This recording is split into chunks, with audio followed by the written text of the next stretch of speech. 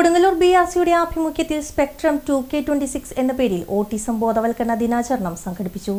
Kodungallur BRC ഹാളിൽ നടന്ന പരിപാടി ഉപജില്ലാ വിദ്യാഭ്യാസ ഓഫീസർ P. മൊയ്തീൻ കുട്ടി കുട്ടികൾക്ക് വിഷു കൈനീട്ടം നൽകിക്കൊണ്ട് ഉദ്ഘാടനം ചെയ്തു. സ്പെഷ്യൽ സ്കൂൾ ഇൻസ്പെക്ഷന്റെ ഭാഗമായിട്ട് ജില്ലയിൽ തന്നെ പല വിദ്യാലയങ്ങളും സന്ദർശിച്ചിട്ടുണ്ട്. ആ വിദ്യാലയങ്ങളിൽ 18 വയസ്സ് കഴിഞ്ഞ കുട്ടികൾ ഒരുപാട് ഉണ്ട്. വളരെ പ്രായമുള്ള കുട്ടികൾ അവിടെ ഉണ്ട്. പലപ്പോഴും പകല് അവർക്കുള്ള ഏറ്റവും വലിയ സംരക്ഷണം ഇത്തരം സ്ഥാപനങ്ങളാണ് ഒരുക്കുന്നത്.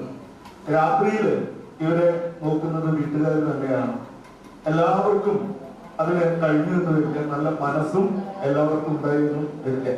അങ്ങനെയുള്ളവരാണ് പലപ്പോഴും രാത്രിയും ഇവരെ സംരക്ഷിക്കുന്നതിന് വേണ്ടിയിട്ടുള്ള സംവിധാനങ്ങളെ കുറിച്ച് ആലോചിക്കുന്നതും ഇതുപോലെ യാതൊരു ശാസ്ത്രീയമായി ഇടപെടാനോ മാനസികമായി ഇത്തരം കുട്ടികളെ ഉൾക്കൊള്ളാനോ കഴിയാത്ത സ്ഥാപനങ്ങളിലേക്ക് അവരെ താമസിപ്പിക്കുന്നത്. അത് ഏറ്റവും അപകടകരമായിട്ടുള്ള ഒരു കാര്യം കൂടി ആണ്.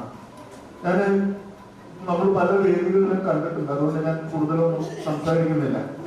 ഞാൻ പല ഫേസ്ബുക്ക് പേജും ഫോളോ ചെയ്യാറുണ്ട്. അതിനിടയിൽ മാസങ്ങളായിട്ട് ഞാൻ നിരന്തരം കണ്ടുകൊണ്ടിരിക്കുന്ന ഒരു പേജ് ഉണ്ട്. അത് അഷറഫ് എലമ്പുലാശ്ശേരി എന്ന് പറയുന്ന ഒരാളുടെ ബ്ലോഗാണ്.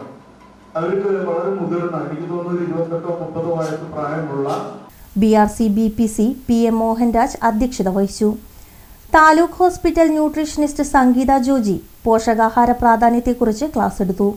Autism centre PTA president Shijoy, specialist അധ്യാപകൻ നൌഷാദ് എന്നിവർ സംസാരിച്ചു.